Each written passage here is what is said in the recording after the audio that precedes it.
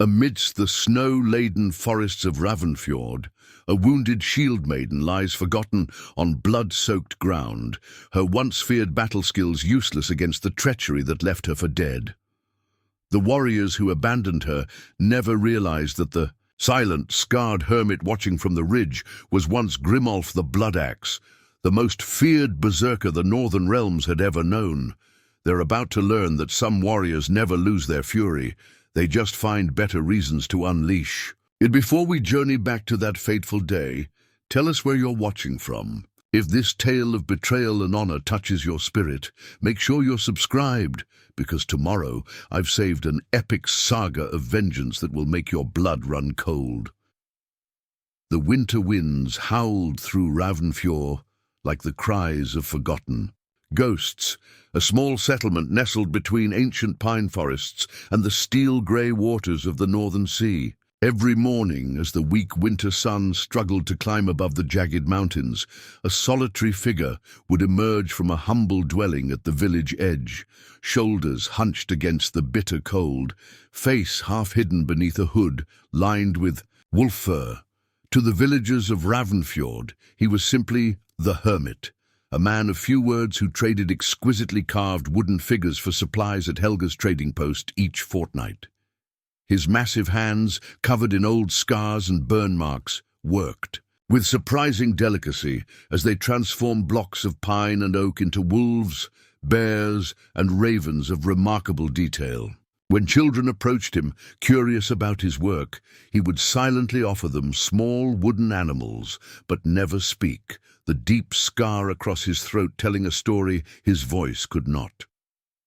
Young Leif, a curious 10-year-old with dreams of becoming a great warrior, was particularly fascinated by the silent carver. He would perch on a barrel outside Helga's post, watching the hermit's nimble fingers work while the village's warriors and hunters passed by, some mockingly bowing and calling him Lord Silence or the Mute Bear.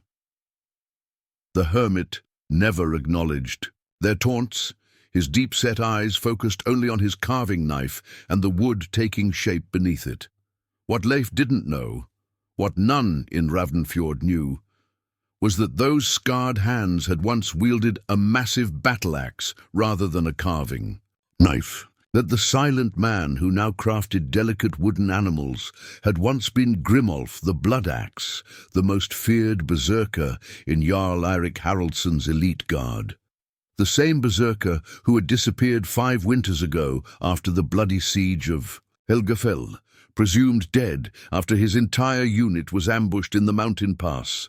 The peace of Ravnfjord was shattered the day Thora Shieldsplitter and her warband rode into the village. They were the kind of warriors who confused mercy with weakness, the sort who took rather than traded fairly. Thora, with her intricately braided hair adorned with small metal rings, and her shield arm covered in tattooed battle runes, carried herself like she owned every span of ground she stood upon. Her right-hand man, Björn the Black, was a powder keg of violence with rotting teeth and hands, quick to draw the twin daggers at his belt. The youngest of their band, Ivar Twiceborn, was barely into his 20th winter, trying to prove his worth with every oath and boast.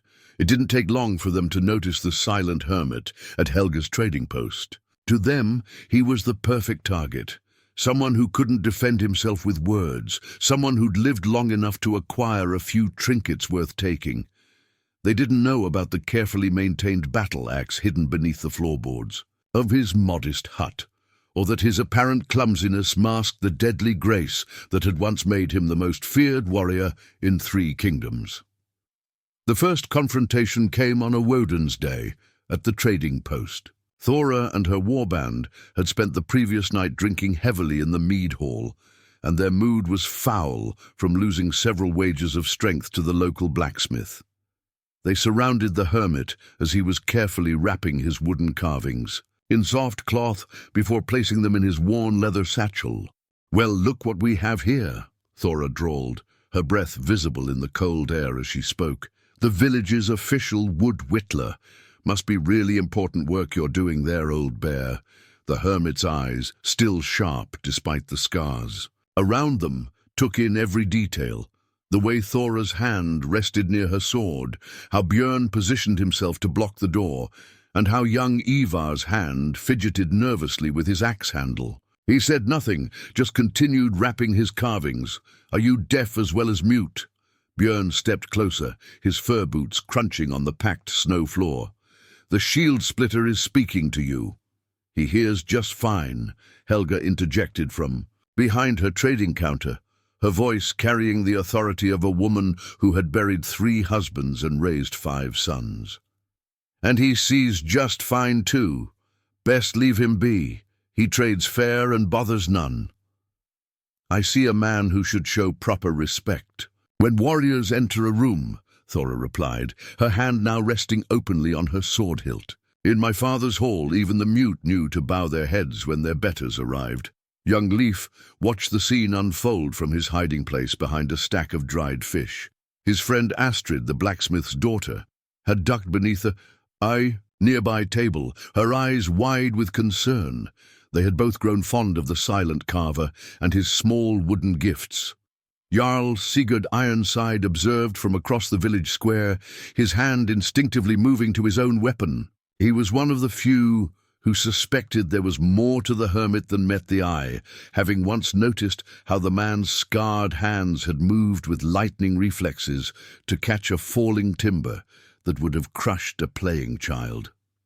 But he held back, curious to see how the hermit would handle himself. "Perhaps he's not just mute, but simple as well," Ivar suggested with a cruel laugh, reaching for one of the wooden figures, an intricately carved wolf with bared teeth. "Maybe he doesn't understand the honor of our presence." The hermit's massive hand shot out with unexpected speed, gently but firmly gripping Ivar's wrist before he could touch the carving. He made no threatening move, simply prevented the young warrior from taking his work. The moment hung suspended like an icicle about to fall, the tension in the trading post thick enough to cut with a knife. Ivar's face flushed with humiliation. "Take your hand off me, or I'll make sure you never carve again." The hermit released him immediately, his expression unchanged. He simply resumed wrapping his carvings as if nothing had happened. Thora's eyes narrowed, intrigued rather than angry. "There's something about you, carver, something familiar." She studied his face, partially hidden by his beard and the scars. "Have you always been in this frozen backwater?" Helga stepped forward, wiping her hands on her apron. "He came to us 5 winters ago and has been a blessing to this community ever since. His carvings bring good silver from the southern merchants, and he honors our gods with his craft." Her voice carried a warning that even Thora recognized. "We value him here." Thora held the hermit's gaze for a long moment. Something in those deep-set eyes made her uneasy, though she would never admit it. It wasn't fear she saw there, or submission. It was patience, the kind that predators show when they're deciding whether a potential meal is worth the effort. "Warriors have business to discuss with your Jarl," Thora finally said, stepping back. "We'll continue our acquaintance another time, carver." As they swaggered away toward the Jarl's longhouse, young Leif emerged from his hiding place and approached the hermit's table. "Why did you let them talk to you like that?" he whispered, his young face pinched with concern. The hermit regarded him for a long moment, then reached for a scrap of parchment from Helga's counter. With a piece of charcoal, he slowly wrote a message and handed it to the boy. Leif read aloud, his brow furrowed in concentration. "The strongest wolf doesn't need to bare his teeth at every fox that crosses his path." He looked up, puzzled. But they weren't foxes. They're warriors with swords and axes. The hermit's eyes, the color of a frozen lake in deep winter, crinkled slightly at the corners, the closest he ever came to smiling. He wrote another line. "Not all strength shows itself in battle," Leif read. "But sometimes you need to fight, don't you? My father says a man who won't defend himself has no honor." The hermit considered this, then slowly reached into his tunic and withdrew something that glinted in the dim light of the trading post, a small silver pendant in the shape. of an axe suspended on a leather cord. Its surface was dulled with age and marked with ancient runes that Leif couldn't read. For a brief moment, something flickered in the hermit's eyes. A memory, perhaps, or a ghost of his former self. Then he tucked the pendant away. The moment passed like a cloud shadow over snow. The following days in Ravnfjord carried a weight of anticipation, like the heavy air before a storm. Thora Shield-Splitter and her warband had established themselves in the Jarl's longhouse, turning the once welcoming mead hall into their personal domain. They pushed villagers aside, demanded the best cuts of meat, and spent evenings boasting of raids and conquests that grew more outlandish with each retelling. Even Jarl Sigurd, known for his hospitality to travelers, was beginning to show signs of strain. Helga had noted that several of her more valuable trading goods had vanished. A silver arm ring from the southern lands, a string of amber beads, and a finely crafted bone comb. When she approached Thora about the missing items, the Shieldmaiden merely laughed and suggested she keep better watch over her possessions. Even the traveling merchants who usually brought news and goods from distant settlements had begun to avoid Ravnfjord, sensing the dangerous shift in the village's atmosphere. Young Leif overheard his father Tor the shipwright speaking in hushed tones with other village elders about sending word to neighboring settlements for assistance. But the winter storms had made the mountain passes treacherous. It was the 5th day after Thora's arrival, and despite the growing tension, the hermit maintained his routine.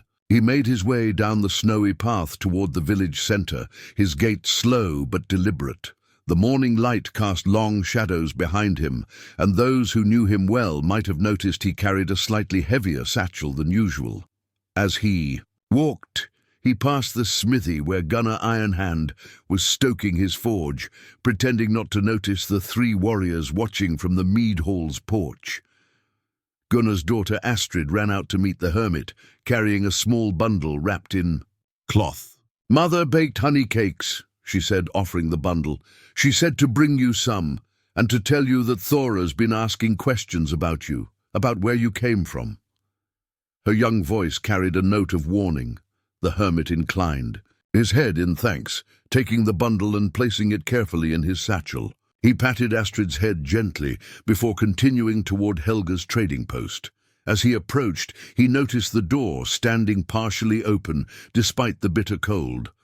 Unusual for the practical Helga, who constantly complained about the chill in her bones. Something was wrong. The hermit paused, his senses suddenly alert in a way they hadn't been for years. His eyes scanned the square, noticing small details others would miss: fresh bootprints in the snow leading behind the trading post, the absence of smoke from Helga's chimney despite the early hour, the unnatural silence where usually there would be the sounds of haggling and gossip.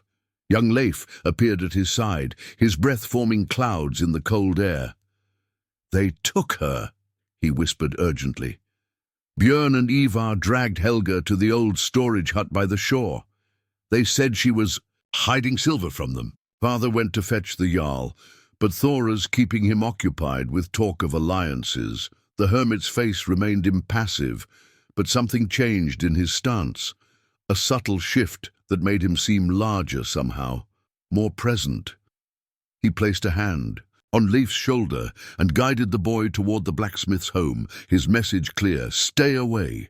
But Leif, with a child's determination, slipped from his grasp. "I'll show you where they took her. Astrid's already gone to warn the others." The hermit considered the boy for a moment, then nodded once. They moved quickly through the village, avoiding the main paths, the hermit's previously lumbering gait, now surprisingly nimble and silent despite his size. At the village's edge, where the forest met the shore, stood a weathered storage hut, used for drying fish and storing boats during harsh winter storms. Through a crack in the wooden walls, they could see Helga seated on an upturned boat, her hands bound before her. Blood trickled from her temple where she'd clearly been struck. Björn paced before her, while Ivar stood guard at the door. "Just tell us where the silver is, old woman," Björn was saying, his voice carrying through the thin walls. "We know merchants pay well for those carvings. That mute bear of yours must have a stash somewhere." "The only thing he has is talent and honor," Helga spat back. "Two things you wouldn't recognize if they were served to you on a platter." Björn's hand lashed out, striking her across the face. "Your mouth is writing debts your old bones can't pay, woman." Something shifted in the hermit's demeanor. The silent, passive craftsman seemed to dissolve, replaced by something else, something primal and dangerous. His breathing deepened, his pupils dilated, and his massive hands curled into fists at his sides. Leif, sensing the change, took an instinctive step backward. What are you going to do?" he whispered. The hermit didn't respond. Instead, he reached into his satchel and withdrew two items, a small vial containing a dark liquid and the silver axe pendant he'd shown Leif earlier.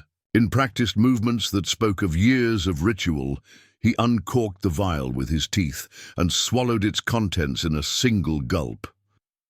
Then he pressed the pendant to his forehead, his lips moving in what might have been a silent prayer. The transformation was subtle at first, just a slight tremor in his massive frame, a reddening of his skin despite the cold. But as Leif watched, wide-eyed, the hermit's breathing became a low, rhythmic rumble in his chest. His scarred hands began to flex and release, like a predator testing its claws. This was not the gentle carver who made toys for village children. This was something else, something ancient and terrifying awakening from a long slumber. Without a backward glance at Leif, the hermit moved toward the hut's entrance with a silent, deadly grace that belied his size. The boy, both frightened and fascinated, retreated to the safety of the tree line, unable to look away from what was about to unfold. Inside the hut, Ivar was the first to notice the shadow falling across the doorway. He turned, hand moving to his axe, but never completed the motion. A massive fist caught him squarely in the chest, lifting him off his feet and sending him crashing into a stack of fishing nets. Björn spun around, drawing his daggers in a practiced motion. "Who dares?" His words died in his throat as he recognized. The hermit filling the doorway transformed now into something nightmarish. Gone was the stooped posture and gentle demeanor.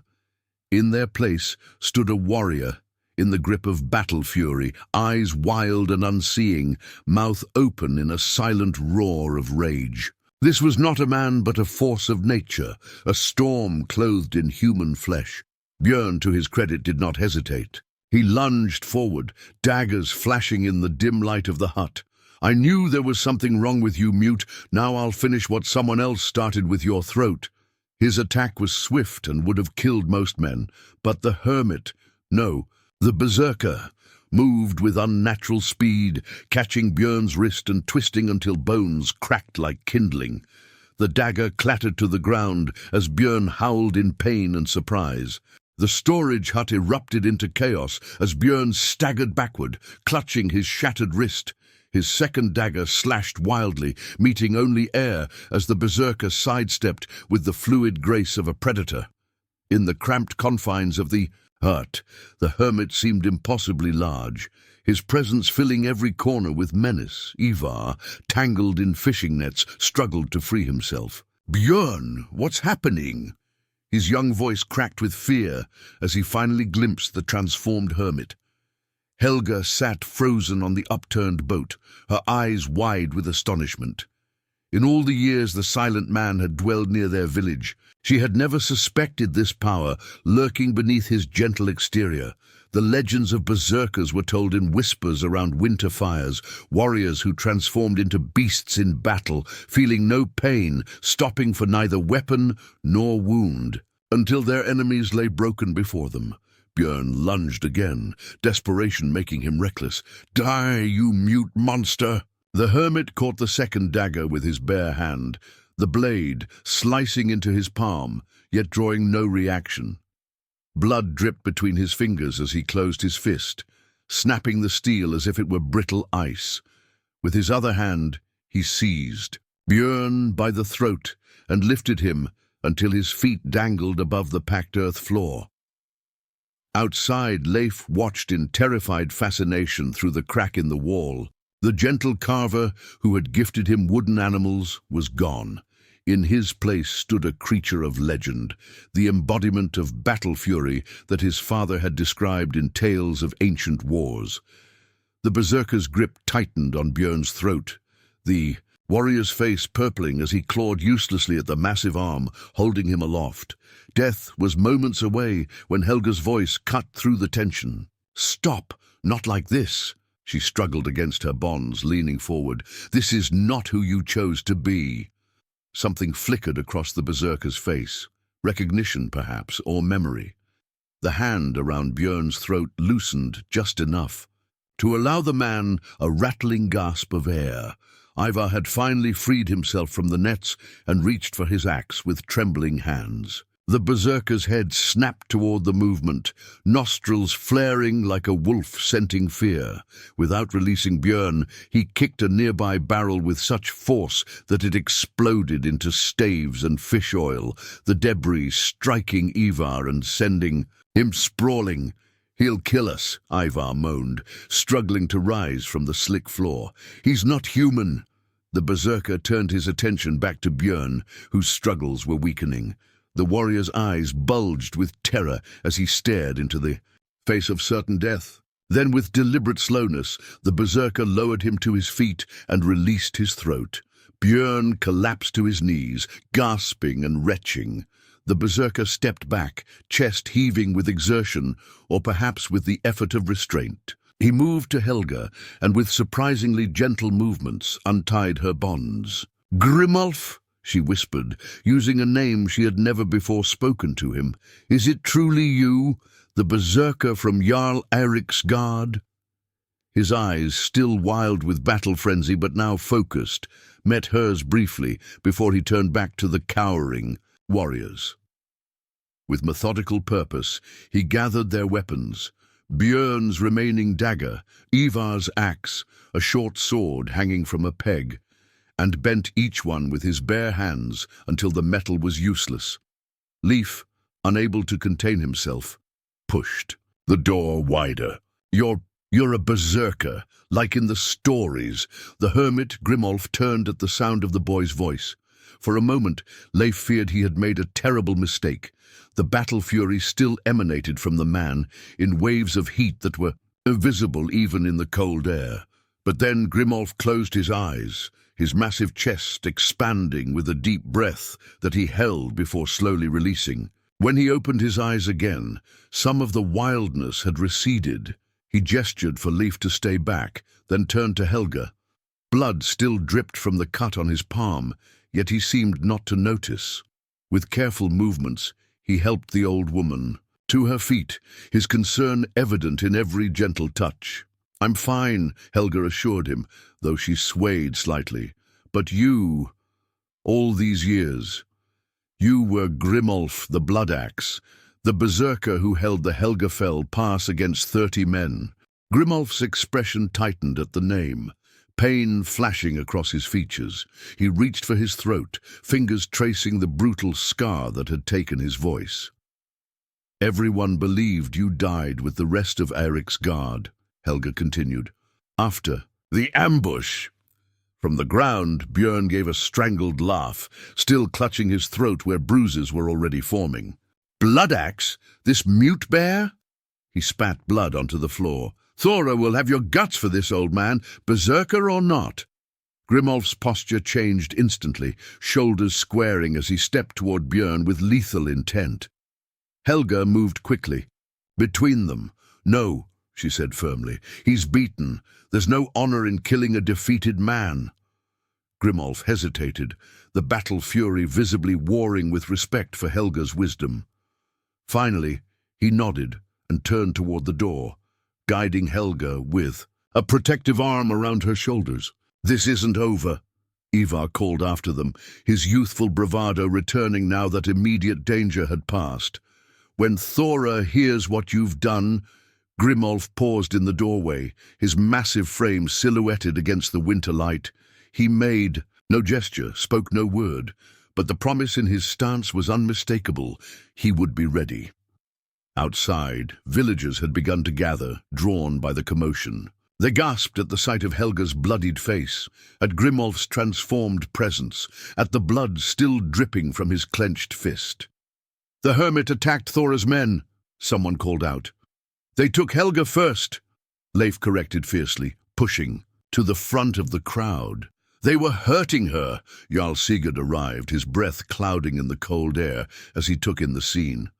"What happened here?" Before anyone could answer, a cold voice cut through the murmurs. "Yes, I'd like to know. That as well." Thora Shield-Splitter approached from the direction of the longhouse, 5 of her warriors flanking her. Her hand rested casually on her sword hilt, but there was nothing casual about the iron in her gaze. "Your men kidnapped and beat Helga." Astrid's Father Gunnar stepped forward, his blacksmith's hammer still in hand. "They got what was coming to them." Thora's eyes narrowed as she assessed Grimolf, noting the blood, the stance, the barely contained power radiating from him. "And the mute bear turned out to have teeth after all," she mused. "Interesting." Helga, leaning heavily on Grimolf's arm, faced the Shieldmaiden without fear. "Your men dishonored themselves and you by attacking an old woman. There's no were-guild owed for their wounds." "I'll decide what's owed," Thora replied coldly.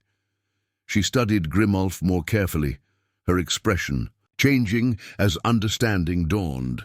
"Wait, I know those eyes." A slow smile spread across her face. Well, the ghost of Helgafell himself, Grimolf Bloodaxe." A murmur ran through the crowd as villagers exchanged shocked glances. Even those who had never left the northern settlement had heard tales of the Berserker who had held a mountain pass against impossible odds, only to disappear after his entire unit was betrayed and slaughtered. "I thought you died with the rest of Eirik's guard," Thora continued, circling him like a wolf sizing up potential prey.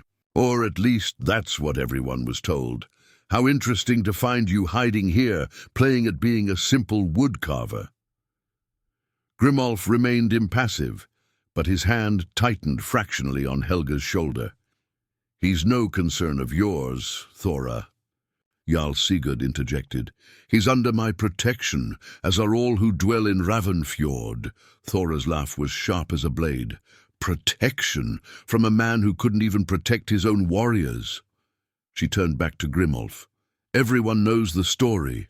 The great Berserker who survived when all his shield brothers died. Some say you fled, some say worse." Grimolf's expression remained stone, but something flickered in his eyes. Old pain, perhaps, or long-buried rage. From the storage hut doorway, Björn called out, clutching his broken wrist. "He's a madman, Thora. He would have killed us both." "Yet here you stand, mewling like a wounded cat," Thora replied with evident disgust. "If the tales of Grimolf Bloodaxe are even half true, you should be grateful you're still breathing." She turned back to Grimolf, her expression calculating. "We have unfinished business, you and I, but not here. Not now." Her gaze shifted to include the entire gathered crowd. "Tonight, in the mead hall, we'll speak of old battles and blood debts, and perhaps we'll learn why the mighty Bloodaxe hides in a frozen village, carving toys instead of carrying his axe." With that, she gestured to her men to retrieve Björn and Ivar, then walked away, her posture radiating dangerous confidence. The crowd parted before her, villagers drawing back instinctively from the promise of violence in her smile. When she had gone, Helga turned to Grimolf, her face grave. "You should leave. Now, before nightfall. Take what you need from my stores and go." Grimolf shook his head firmly. "She knows who you are," Helga insisted. "Whatever happened at Helgafell, she means to use it against you." The Berserker's scarred hand moved to his throat, then formed a series of gestures that Helga seemed to understand. "No debt is owed," she replied to his silent communication. You've more than repaid any kindness I've shown with your carvings and your presence." Grimolf shook his head again, more emphatically. He pointed to the ground beneath his feet, then swept his arm to encompass the village. "This is your home. Now," Jarl Sigurd interpreted, stepping closer, "and you'll defend it." Grimolf nodded once, the gesture carrying the weight of an oath. Leif tugged at the Berserker's tunic. "Will you show me how you did that? How you beat both of them without even using a weapon?" A ghost of a smile touched Grimolf's lips. He ruffled the boy's hair, then winced as the movement reminded him of the deep cut on his palm. For the first time he seemed to notice his injury, examining it with mild surprise as the battle fury continued to fade from his system. "Come," Helga said, taking his wounded hand. "Let's tend to that before infection sets in. Then we must prepare for tonight." She looked up at him, her eyes serious. Whatever Thora knows, or thinks she knows, about Helgafell, it won't end with words. As the crowd dispersed, Jarl Sigurd lingered, watching Grimolf with newfound respect and wariness. "The story said you could take on 10 men without tiring," he said quietly. "That your berserker rage made you invulnerable to steel. They also said you disappeared after everyone in your unit was killed. Some whispered of cowardice." Grimolf's face hardened, his shoulders tensing. "I never believed those whispers," Sigurd continued. "No coward would have held that pass as long as you did. But I wonder, why here? Why live as a mute carver when your name could have earned you a place in any king's guard?" Grimolf stared at the Jarl for a long moment, his face unreadable. Then he turned away, following Helga toward her trading post without answering the unspoken question that hung in the cold air between them. Inside Helga's dwelling behind the trading post, the old woman worked in silence, cleaning and binding. Grimolf's wounded hand. The cut was deep, slicing through the calluses that years of woodcarving had built. Any ordinary man would have been crippled by such an injury, the tendons severed, the hand rendered useless. But berserkers were not ordinary men. "It will heal," Helga said, applying a poultice of herbs to the wound. "Faster than it should, if the tales of your kind are true." Grimolf flexed his fingers experimentally, wincing slightly. "The herbs will help with the pain," she added, then caught herself. "Though I suppose pain means little to a berserker." Grimolf's eyes held a weariness that contradicted her words. He reached for a scrap of parchment on Helga's table and with awkward left-handed strokes wrote a single word: pain. Helga frowned, not understanding. Grimolf wrote again, more carefully: "Pain always remains. After the battle fury fades?" She guessed. He nodded, then wrote, "After everything fades." Helga studied him, her wise old eyes seeing beyond the fearsome exterior to the wounded soul beneath. "Helgafell," she said softly. "What really happened there, Grimolf?" His massive shoulders tensed, hand tightening around the charcoal until it snapped between his fingers. For a moment she feared she had pushed too far, that the berserker rage might return. But then his body seemed to deflate, the tension flowing out of him like air from a punctured bladder. He wrote a single word, the letters jagged with emotion: betrayal. Before Helga could ask more, there was a commotion outside. Leif burst through the door, his young face flushed with excitement and fear. "They're coming," he gasped. "More of them!" Grimolf was on his feet instantly, the bandage on his hand already showing spots of fresh blood as he clenched his fist. "Not Thora," Leif clarified, seeing the berserker's reaction. "Strangers, warriors on horseback from the north, 12 at least." Helga moved to the window, pushing aside the shutter to peer out at the village square. "Riders, yes," she confirmed, flying Jarl Harald's raven banner. Grimolf joined her at the window, his body tense as he watched the approaching riders. His reaction was unexpected, not aggression or fear, but a strange stillness, like a man seeing ghosts materialize before him. Helga looked up at him sharply. "You know them?" He gave a single terse nod. Outside, the village had erupted into activity. The arrival of a second group of warriors, especially bearing a Jarl's banner, threw Ravnfjord into confusion. Villagers scurried to clear the square, gathering children and moving livestock as the thunder of hooves grew louder. Jarl Sigurd emerged from his longhouse, hastily donning his ceremonial cloak. It was rare for a neighboring Jarl to arrive unannounced, especially in the depths of winter when the mountain passes were treacherous. Rarer still for such a visit to come with armed warriors rather than trade goods. Thora Shieldsplitter and her remaining men positioned themselves prominently near the mead hall, their postures wary but confident. Whatever business brought these newcomers, Thora clearly intended to assess its impact on her own plans. The riders entered the village square in formation, their horses' breath steaming in the cold air. At their head rode a grey-haired warrior, his beard braided with silver beads, his cloak lined with wolf fur. Despite his obvious age, he sat straight in his saddle, one hand resting on the hilt of a sword whose pommel was shaped like a raven's. Beside him rode a woman whose presence drew all eyes. She was perhaps in her 30th winter, tall and powerfully built, with a warrior's hard muscles evident even beneath her winter garb.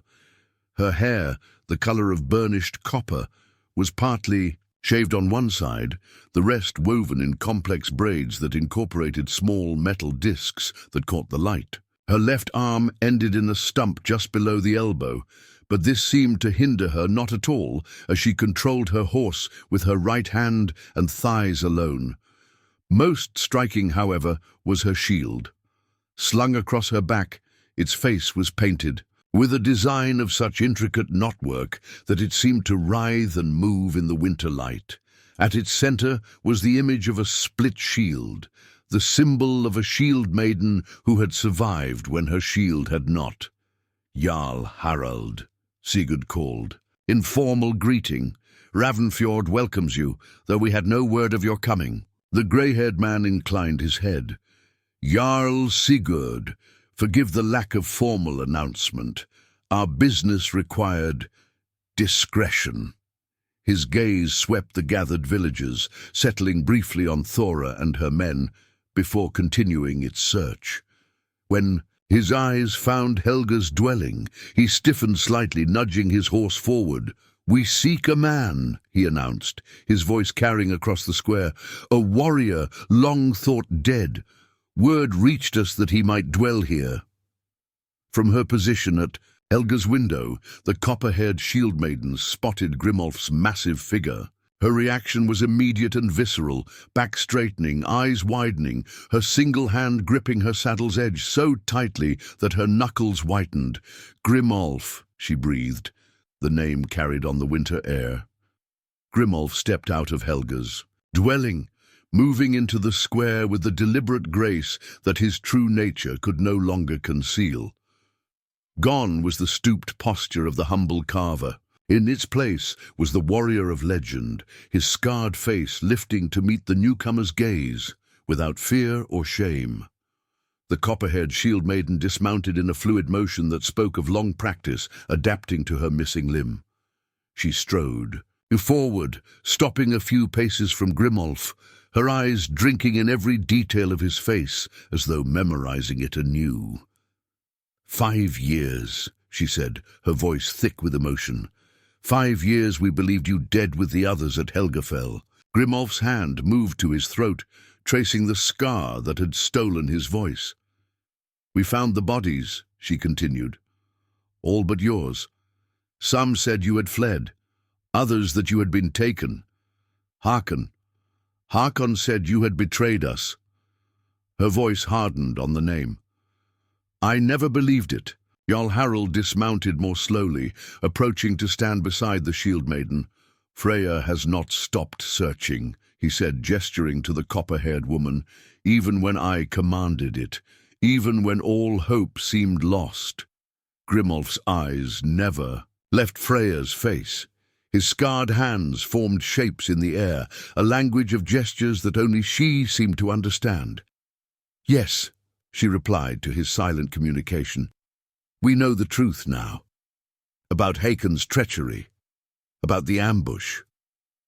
Her single hand clenched into a fist. "About how he cut you down from behind when you would not join his plot against my father." Harold stepped closer. "My son Hakon's betrayal cost me my most loyal warriors. It cost my daughter her arm and nearly her life." He nodded toward Freya. "It cost you your voice and your place among us. But Hakon's final lies have at last unraveled." Thora. Shield-splitter pushed forward through the crowd, her face dark with suspicion. "What lies? What does Grimolf Bloodaxe have to do with Harold Ravenson's household?" Freya turned, measuring Thora with a cold stare. "And who asks such questions of a Jarl?" "Thora Shield-splitter, daughter of Jarl Odinson of the Western Fjords," Thora replied, matching Freya's icy tone. "And I ask because Grimolf owes a blood debt for the injuries my men suffered at his hands." Freya's laugh was sharp and without humor. "If your men still breathe after raising hands against Grimolf Bloodaxe, then they owe him a debt, not the reverse." Her expression hardened. "And you would do well to remember that before my father stands the man who was once oath-sworn to our house. The man who held Helgafell Pass alone after all others fell. The man who—" She stopped abruptly as Grimolf laid a gentle hand on her arm. He shook his head slightly, then turned to face Thora directly. With deliberate movements, he pulled down the collar of his tunic, fully exposing the savage scar across his throat. Thora's eyes widened as understanding dawned. "Hakon," she breathed. "Hakon did this to you." Grimolf nodded once, his gaze never wavering. "After betraying his father and sister," Helga added, coming to stand beside Grimolf. "After selling out his own warriors to the enemy, he left Grimolf for dead, his throat cut, unable to speak the truth of what happened." Freya stepped closer to Grimolf, her face softening as she studied the terrible scar. "We thought you dead," she repeated softly. "I would have searched longer. I would have found you." Grimolf's gaze locked with Freya's, the years between them, dissolving like morning frost in sunlight. Though voiceless, his eyes spoke volumes, recognition, disbelief, and something deeper that made the copper-haired Shieldmaiden's breath catch in her throat. Thora Shield-splitter assessed the situation. With a warrior's calculating eye, her posture shifting subtly from aggression to caution. The arrival of Jarl Harald and his warriors had upset the delicate balance of power she'd established in Ravnfjord. More concerning was the evident connection between Grimolf and the one-armed Shieldmaiden who stood like a winter storm, personified. "This changes nothing," Thora declared, though her tone lacked its earlier conviction. "Whatever old bonds existed, Grimolf attacked my men on Sigurd's lands. There must be—" Silence. Freya didn't raise her voice, but the command cut through Thora's words like a blade through silk.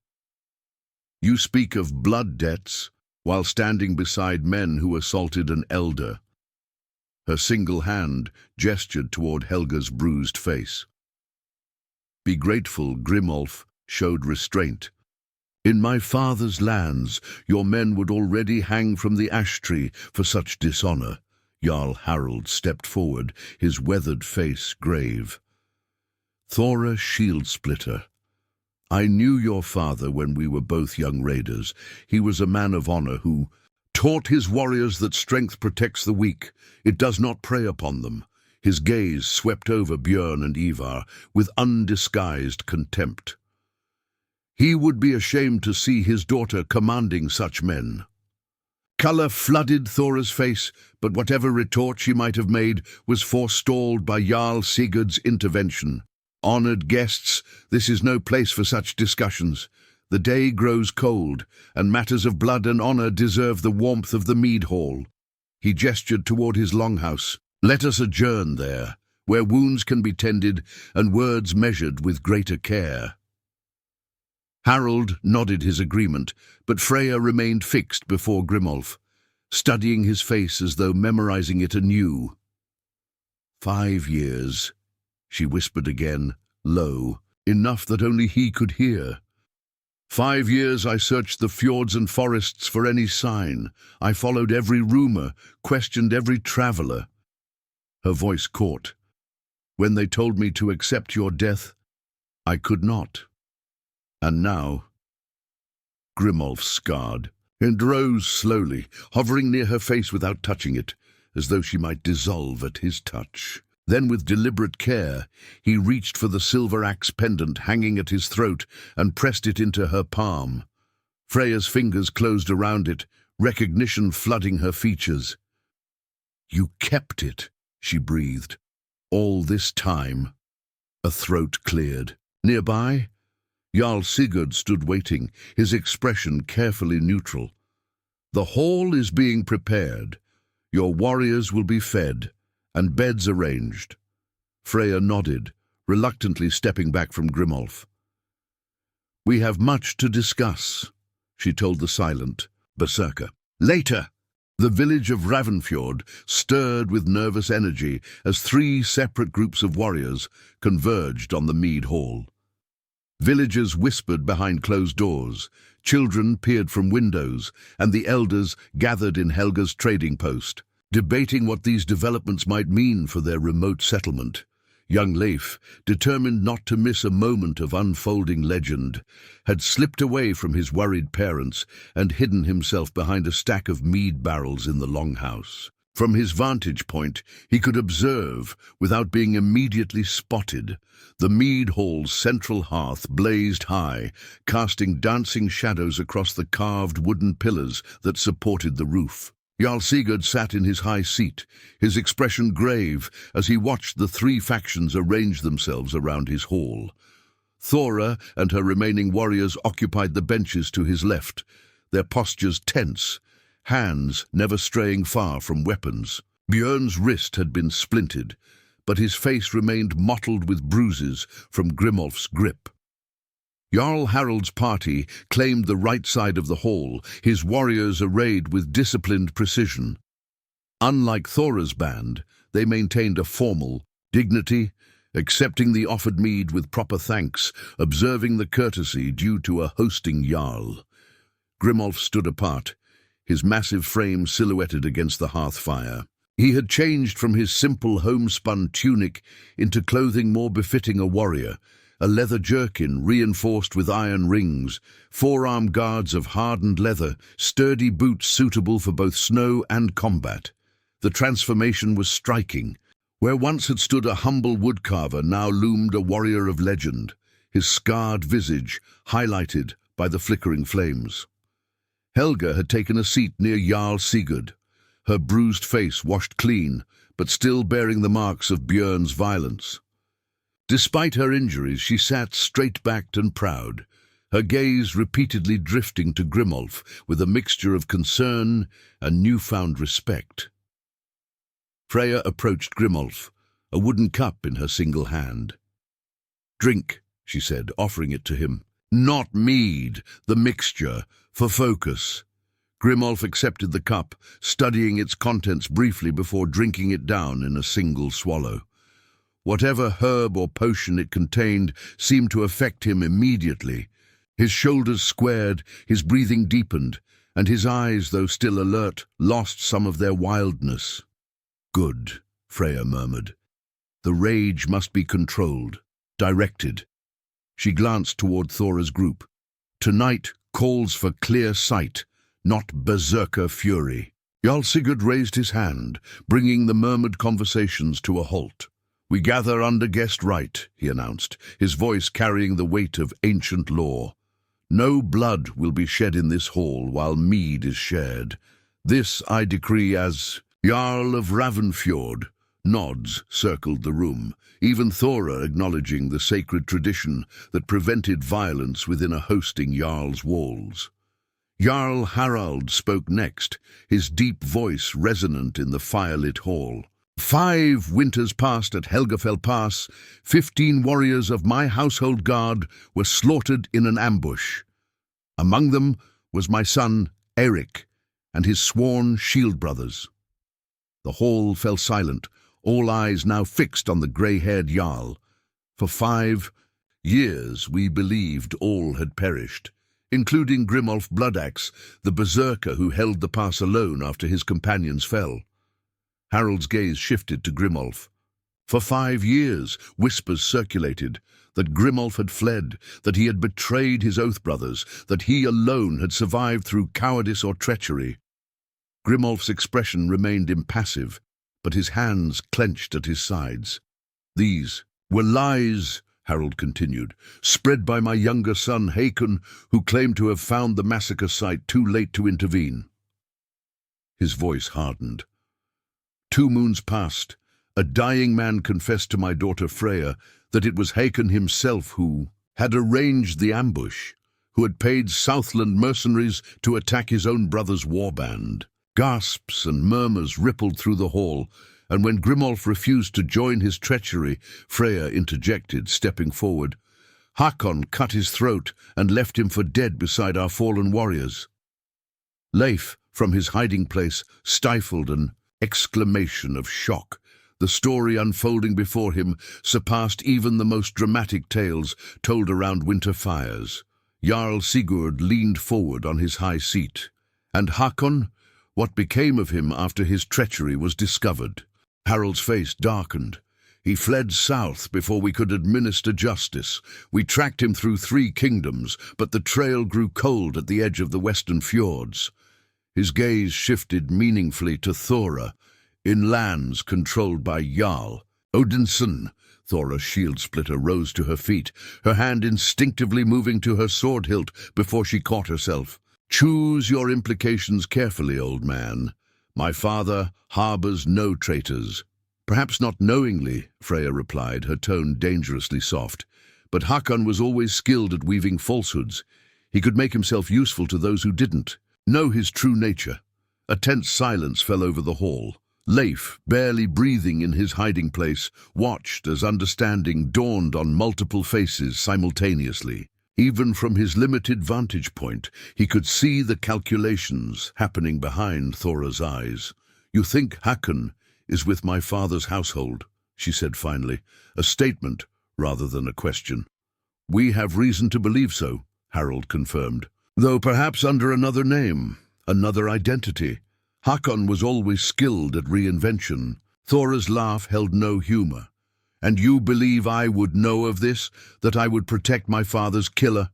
"We believe," Freya said carefully, "that you may have been sent here for reasons beyond simple raiding, that perhaps someone in your father's household, someone with influence, wanted to confirm rumors of a mute woodcarver living in a remote northern village." Björn shifted uncomfortably on his bench, exchanging a quick glance with Ivar. The movement did not go unnoticed by Grimolf, whose eyes narrowed fractionally. With deliberate movements, Grimolf approached Thora. He stopped before her, towering over the seated Shieldmaiden, and extended his hand, palm up. Thora stared at the scarred palm, then at Grimolf's face. "What?" Helga spoke from her place near Sigurd. "He wants to see your father's token, the proof of your mission."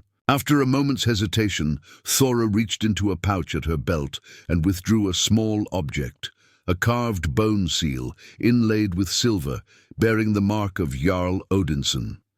She placed it in Grimolf's outstretched hand. The Berserker examined it closely, turning it over in his fingers. Then, with a sudden sharp movement, he snapped it in half. Inside the hollow bone was a small slip of parchment tightly rolled. Thora's expression shifted from surprise to confusion to dawning anger. "What treachery is this? I was told that was my father's seal of authority." Grimolf unrolled the tiny parchment and handed it to Freya, his face grim. The one-armed Shieldmaiden read it, her expression hardening with each word. "Confirm the mute's identity. If Bloodaxe lives, ensure he doesn't leave the village alive."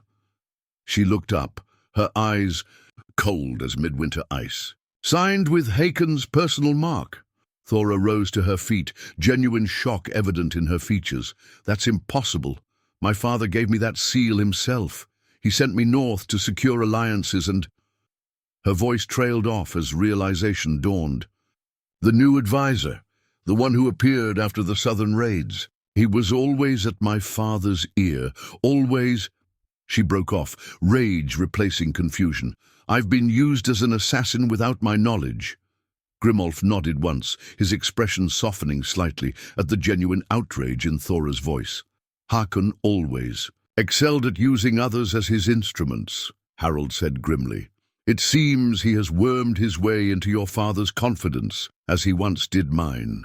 Björn shifted again on the bench, his discomfort more pronounced. Grimolf's gaze snapped to him, eyes narrowing. With 2 swift strides, the Berserker crossed to where Björn sat and seized him by his uninjured arm, hauling him to his feet. Release. Him, Thora commanded. Though with less conviction than before, Grimolf ignored her, his attention fixed on Björn's increasingly panicked face. With his free hand, he gestured for writing materials, which Helga quickly provided. On the parchment, Grimolf wrote a single name, Hakon. Björn's face drained of color. I don't know what you mean, he stammered. Grimolf's grip tightened, his expression darkening. He wrote again, The advisor. Describe him. Tall, Björn said reluctantly, sweat beading on his forehead despite. The winter chill. Dark beard streaked with grey. A scar here. He touched his right eyebrow. Freya stepped closer, her face intent. That could be Hakon, older now. The scar, he earned that in training when we were young. Grimolf released Björn with a shove that sent him stumbling back onto the bench. He wrote again, this time showing the parchment to both Freya and Thora. He gave other orders, not in writing. Thora rounded on Björn, her hand now openly on her sword hilt. What orders? Speak, or by Thor's hammer I'll have your tongue. Björn looked desperately toward Ivar and the other warriors, but found no support in their averted gazes. The advisor, he said if we confirmed the mute was Bloodaxe, we were to... He swallowed hard. We were to kill him and bring his head back as proof. My father would never order such a thing, Thora hissed. A warrior killed through treachery rather than fair combat? It goes against everything he taught me. Not your father, Freya said quietly. Hakon, using your father's seal and authority to eliminate the one man who could identify him as a kinslayer and traitor. A heavy silence fell over the mead hall. In his hiding place, Leif held his breath, watching the drama unfold with wide eyes. This was no fireside tale, but living history, legends and betrayals playing out before him. Jarl Sigurd raised his hand, commanding attention. It seems we face a common enemy. Hakon's treachery threatens not only Grimolf, but Jarl Odinson's honor, and perhaps his life as well. He turned to Thora. What say you, Shield-Splitter? Do you stand with those who would expose this snake in your father's hall, or with those who unwittingly do his bidding? Thora's face was a storm of emotions, rage, humiliation, and beneath it all, a growing determination. She drew her sword, causing Harold's warriors to tense, but instead of attacking, she laid the weapon on the table before her. No one uses Thora Shield-Splitter as an unwitting assassin, she declared, her voice carrying to every corner of the hall. No one dishonors my father's name with coward's tactics. She met Grimolf's steady gaze. The blood debt between us is void. I was deceived, and my men acted on false orders. Grimolf inclined his head in solemn acknowledgement. What now? Jarl Sigurd asked, looking between the assembled leaders. Hakon believes his plan proceeds. When Thora fails to return with Grimolf's head, he'll send others, Harold finished grimly. More direct this time. Hired killers, perhaps. Freya stepped forward, her single hand resting on the hilt of her sword. Then we prepare, and we take the fight to him instead. Grimolf wrote on the parchment again, his message brief but clear. The Shieldmaiden. Freya frowned. What Shieldmaiden? Helga approached, reading over Grimolf's shoulder. There was a young Shieldmaiden, she translated slowly, watching as Grimolf continued to write. Left for dead after a raid to the south. Grimolf found her in the snow 3 days' journey from here, grievously wounded. Leif, forgetting his hiding place in his excitement, leaned forward to hear better, inadvertently knocking. Over an empty mead cup, the clatter drew all eyes to his hiding spot. "Leif Torson!" Helga exclaimed. "Your father has been searching for you since sunset." The boy emerged sheepishly from behind the barrels. "I'm sorry, but I couldn't miss it. It's just like the sagas, only real." Jarl Sigurd's stern expression cracked slightly. "The boy has the heart of a skald, if not the discipline. Take him home, Helga, before his father tears apart my village looking for him." As Helga ushered the reluctant boy toward the door, Grimolf continued writing, his message becoming urgent. "The Shieldmaiden lives. She knows Hakon." She saw his face. During the raid, Freya's eyes widened. "A witness, alive?" She turned to Grimolf. "Where is she now?" Grimolf pointed toward the mountains visible through the longhouse door, then wrote, "My hut, hidden, safe." Another survivor. Harold breathed, hope kindling in his aged features. Someone who can testify to Hakon's continued treachery. Thora stepped forward, determination hardening her features. "Then our course is clear. We retrieve this Shieldmaiden, combine our forces, and bring Hakon to justice, both for his past crimes and his plot against my father's honor." Grimolf nodded, his expression grave but resolute. For the first time since entering the mead hall, a hint of the Berserker's battle light kindled in his eyes. Not the mindless fury of combat, but the focused determination of a warrior with purpose restored. Outside, the northern lights began to dance across the night sky, casting an ethereal glow over Ravnfjord. Leif, being escorted home by an exasperated Helga, gazed up at the shimmering curtains of light. "The Valkyries are watching," he whispered in awe. "They know a great saga has begun." Helga followed his gaze skyward, her expression softening. "Perhaps they do, young Leif. Perhaps they do." She glanced back at the mead hall, where 3 warring factions had found common cause in justice. The greatest sagas often begin with unlikely alliances. Inside the longhouse, plans were being laid, strategies formed, weapons readied, but in a quiet corner, away from the discussions of war and vengeance, Grimolf and Freya stood close, the years of separation momentarily set aside. "I never stopped believing you were alive," she said quietly, her single hand resting lightly on his forearm. "Even when they found your blood-soaked tunic, even when they held funeral rites, something in me knew." Grimolf's scarred hand moved to his throat, tracing the vicious wound that had stolen his voice. His eyes, more expressive than any words, conveyed what his voice could not. "No," Freya said firmly, reading his silent question. "I never once believed you betrayed them. Neither did my father, though Hakon's lies poisoned many minds against. Are you?" Her fingers tightened on his arm. "But now you have a chance to reclaim your honor, to see justice done." Grimolf nodded slowly, his gaze drifting to the weapons being prepared, the warriors readying for what was to come. For 5 years, he had hidden from his past, buried the Berserker beneath the simple life of a woodcarver. Now, that past had found him, not as he had feared, with shame and accusation, but with the promise of vindication.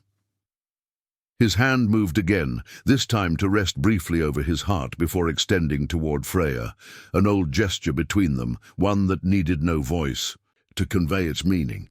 "And I with you," she replied softly, "always." A horn sounded, calling the gathering to order. Plans had been made, alliances formed. Tomorrow they would retrieve the wounded Shieldmaiden from Grimolf's hidden mountain refuge. Then, together, they would journey south to face the architect of so much suffering. Outside, the northern lights continued their silent dance, casting warriors' shadows long across the snow-covered ground. A saga was indeed beginning, one of betrayal, justice, and the unbreakable bonds forged in battle and blood. Dawn broke over Ravnfjord with streaks of crimson and gold, painting the snow-covered landscape in fire. The village stirred early, an unusual energy pulsing through its normally quiet paths as warriors from 3 different factions prepared for the journey ahead. Grimolf stood at the edge of the settlement, his eyes fixed on the distant mountains where his hidden refuge lay. He had changed again, donning the full battle gear of a berserker for the first time in 5 years. A shirt of iron rings covered his massive chest, leather braces reinforced with metal bands protected his forearms, and a belt of wolf hide cinched his waist, from which hung various pouches containing herbs and potions, known only to his kind. Most striking was the battle axe strapped across his back, not a woodsman's tool, but a warrior's weapon, double-bladed and inscribed with runes of power and protection. Its handle was worn smooth from years of use, the wood darkened by the oils of his hands and in places by the blood of enemies long dead. Leif approached cautiously, his young face a mixture of awe and disappointment. "You're leaving," he said. A statement rather than a question. Grimolf turned, regarding the boy with unexpected gentleness. He nodded once, then reached into a pouch at his belt and withdrew a small wooden carving, a wolf, head raised in a silent howl, crafted with the precision that had made his work sought after by traders throughout the north. He pressed it into Leif's hand, then reached for the writing slate he now carried at his belt. With practiced strokes he wrote, "For protection while I am gone." "Will you come back?" Leif asked, clutching the carving tightly. "After you find the Shieldmaiden and defeat Håkon?" Grimolf's eyes shifted briefly to where Freya stood conferring with her father by the longhouse, then back to Leif. He wrote, "Some paths lead home again, others lead elsewhere." Before Leif could question him further, Thora Shieldsplitter approached, her demeanor markedly changed from the previous day. Gone was the arrogant swagger. In its place was the focused intensity of a warrior with a mission of honor to fulfill. "My men are ready," she announced. 10 warriors are best. They know now that they serve justice, not assassination. She met Grimolf's gaze directly. "I have explained that the blood debt between us is void, but a new debt takes its place, one of honor. Håkon's treachery must be exposed, my father's trust redeemed." Grimolf inclined his head in acknowledgement, a warrior's respect granted to a worthy ally, however unexpected. Helga emerged from her trading post, carrying a bundle wrapped in oiled cloth. "Provisions," she explained, handing them to Grimolf. "Dried meat, hard bread, herbs for your mixtures." Her shrewd eyes studied his battle gear. 5 years you lived among us, never raising your axe, never showing what lay beneath the carver's hands. I wonder if we ever truly knew you at all." Grimolf took the provisions with a nod of thanks, then wrote quickly on his slate, "You knew the man I chose to be, and now you choose to be something else again," Helga observed. "Or perhaps you choose to reclaim what was taken from you."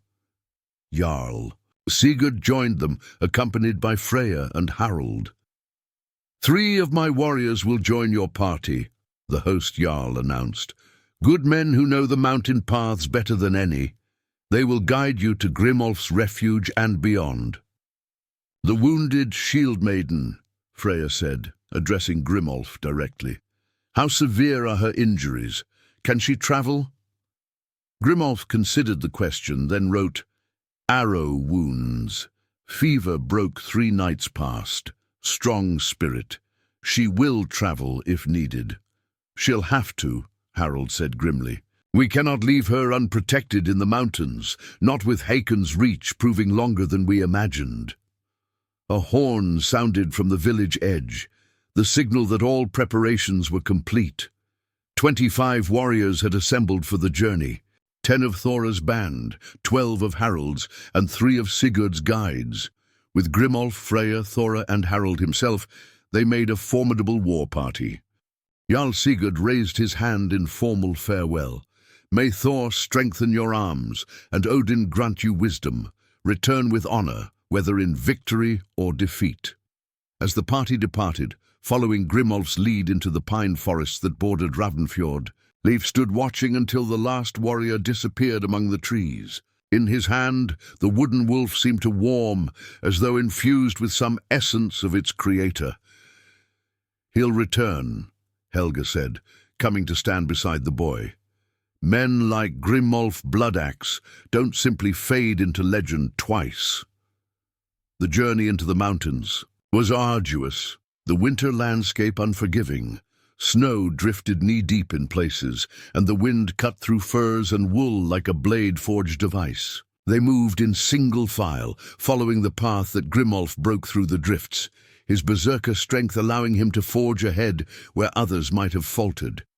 By midday, they had climbed high enough to look back upon Ravnfjord, now just a cluster of dark shapes against the white expanse below. The fjord itself was a slash of slate grey, cutting into the snow-covered land, ice forming along its edges like crystalline lace. "How much farther?" Thora asked, as they paused to rest in the shelter of an overhanging rock face.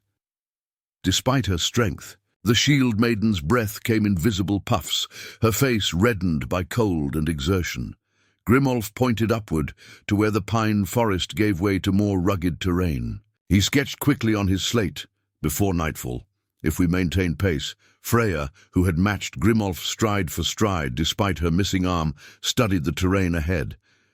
The snow is getting deeper. Perhaps we should form rotation teams to break trail, preserve your strength. Grimolf shook his head, then wrote, Berserker endurance. Save your strength for what may come after. After? Harold asked, joining them at the front of the column. The journey was clearly taxing the aging Jarl, though he refused to show any weakness before his warriors. You expect trouble before we reach your refuge. Grimolf's expression darkened. He wrote, tracks, not animal, following ridgeline parallel to our path. For how long? Freya demanded, her hand instinctively moving to her sword hilt. Another man might have missed them entirely, Grimolf wrote. I noticed 2 hours passed, at least 6. Moving quietly. Hakon's men? Thora suggested, her voice hushed despite the howling. Wind. Could he have sent another party after us? Or brigands, Harold offered. These mountains harbour outlaws in the warmer months. Some may winter in caves, preying on travellers. Grimolf shook his head, his expression grim. He wrote a single word that caused even Freya's face to pale. Southlanders. The same mercenaries who ambushed my brother's warband at Helgafell? She asked. Grimolf nodded once, his eyes scanning the ridge above them. How would they know to find? Us here? Harold demanded. Björn? Thora spat the name like a curse. He must have dispatched a message before we left Ravnfjord. Impossible, Harold countered.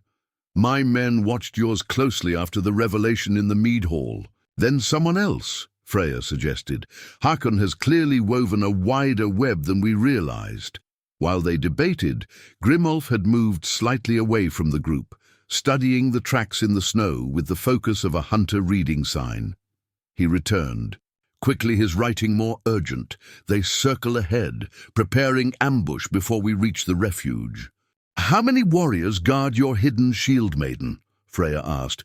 Grimolf's answer was brief. None. She is alone. Then we must reach her before they do, Harold declared. Grimolf, how defensible is this refuge of yours? The Berserker considered, then wrote, Cave system. Single entrance, narrow approach, defensible but easily surrounded. We need to move now, Thora said, her tactician's mind already calculating possibilities. If we can reach the cave before they complete their encirclement. Grimolf nodded, in agreement, but then added, not all by same path. They watch our trail. Understanding dawned on Freya's face. A diversion. Part of our force continues on this trail, drawing their attention, while a smaller group circles behind to reach the refuge from another approach. Grimolf smiled grimly, a warrior's respect showing in his eyes. He wrote, "You remember well."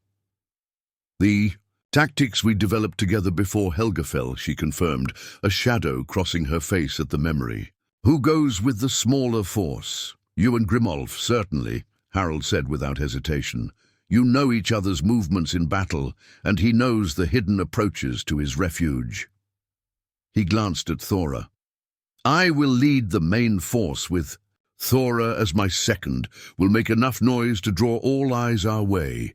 Thora nodded, a predatory smile forming on her lips. "My warriors excel at drawing attention." The plan was formed quickly after that. Grimolf selected 3 of Harold's most agile warriors, and one of Sigurd's guides to accompany himself and Freya. The rest would continue on the main path, making no attempt to disguise their numbers or direction. As the smaller group prepared to depart, following a nearly invisible game trail that branched away from their main route, Freya clasped arms with her father. "Be cautious," she urged him. "These Southlanders fight without honor. They use poisons, treachery, tactics unknown to northern warriors." "I have faced their kind before," Harold assured her, though concern shadowed his weathered features. "It is you I worry for, daughter. You and Grimolf will have only 4 others against unknown numbers." "We have Surprise," she replied confidently, "and we have him." She nodded toward Grimolf, who was consulting with Sigurd's guide about the terrain ahead. Harold's gaze followed hers, his expression softening slightly. 5 years he's been missing from your life, yet you still move in his orbit as though no time has passed. "Some bonds transcend time," Freya said quietly, "as you well know." Harold nodded, understanding in his eyes. "Your mother would be proud of the warrior you've become." He touched the stump of her left arm briefly. "This did not diminish you. It only revealed your true strength." With final clasps of arms and murmured blessings to the gods, the group separated, Freya and Grimolf's smaller band disappearing into the thick pines, while Harold led the main force onward along their original path. The game trail proved treacherous, winding through dense underbrush and across icy streams. But it also provided cover, and Grimolf moved with the certainty of one who had traveled this way many times before. "How long have you known of the Southlanders' presence?" Freya asked, as they paused to drink from a partially frozen stream. Her voice kept low despite the distance they'd put between themselves and the main path. Grimolf traced letters in the snow with his finger. "Since finding the Shieldmaiden. Her wounds, distinctive. Southern arrows. You think Hakon hired the same." "Mercenaries again after 5 years?" Grimolf nodded, adding, "They never found my body at Helgafell. Unfinished contract." Freya's expression hardened. "All these years you've been hiding not just from shame or accusations, but from hired killers." It was not a question, but Grimolf answered anyway. "They found me twice before. I moved each time. And the Shieldmaiden, how does she fit into this southern raiding party? Attacked her group near western fjords. She alone survived, recognized Hakon among them." Freya's eyes widened. "Hakon himself leads these mercenaries now, not just hiring them." Grimolf's nod was grim. He wrote, "Rides with them, commands them, has become what he once merely paid for." The realization sent a chill through Freya that had nothing to do with the winter air. Her brother, who had once sat at their father's table, who had played with her as children, had transformed into something monstrous, a betrayer of his blood and his people. "And the Shieldmaiden saw him," she mused. "No wonder he wants her. Dead, between her testimony and yours, Evidence enough even for skeptical Jarls, Grimolf confirmed. Proof of kinslaying, unforgivable crime. The guide, who had scouted ahead, returned with urgent news. "Armed men," he reported in a hushed voice, "moving toward a rock formation due east, perhaps half a league distant." "The cave entrance?" Freya asked Grimolf. He nodded, his expression darkening. Writing quickly, he asked, "How many?" "8 that I could see," the guide replied. "Moving carefully, weapons drawn. They wear dark furs, not northern cut." "Southlanders," Freya confirmed. "We're too late. They've found your refuge." Grimolf's hand moved to the battle axe strapped across his back, his eyes taking on the distant, a focus that preceded Berserker rage. But Freya laid her hand on his arm, staying the motion. "Not yet," she cautioned. "Rage has its place, but first we need strategy. 8 against 6 are poor odds, especially if they've already reached the cave." Reluctantly, Grimolf lowered his hand. He wrote, "I know another way in. Smaller entrance, hidden, if we hurry." "Then we hurry," Freya decided, turning to the others. "Prepare yourselves. We may be fighting the moment we enter." As they moved forward at a quicker pace, Grimolf withdrew a small vial from one of the pouches at his belt. Unlike the mixture Freya had given him in the mead hall, this potion was viscous and dark, almost black in the filtered forest light. The Berserker draft, Freya recognized it immediately. "Are you certain?" "Once taken." Grimolf's expression was resolute. He uncorked the vial and held it ready, but did not drink. Not yet. First, they needed to reach the hidden entrance he'd mentioned. A narrow fissure in the rock face, concealed behind a stand of stunted pines, 100 paces from the main cave opening. The sounds of combat reached them before they reached the fissure. Shouts, the clash of weapons, a woman's battle cry cut short. The Southlanders had engaged someone, and given the single female voice, it could only be the wounded Shieldmaiden they sought. Grimolf's face transformed at the sound. Rage building behind his eyes. Without hesitation, he lifted the vial to his lips and drank deeply, his body immediately beginning the subtle transformation that heralded Berserker fury. Freya watched with a mixture of awe and apprehension as the gentle woodcarver she had rediscovered vanished completely, replaced by the legendary warrior she had once fought beside. His breathing deepened, his pupils dilated until his eyes seemed almost black, and a low, rumbling growl, the only sound his ruined throat could produce, emanated from his chest. "Grimolf Bloodaxe returns," she whispered, drawing her own sword. "Gods help those who stand in his path."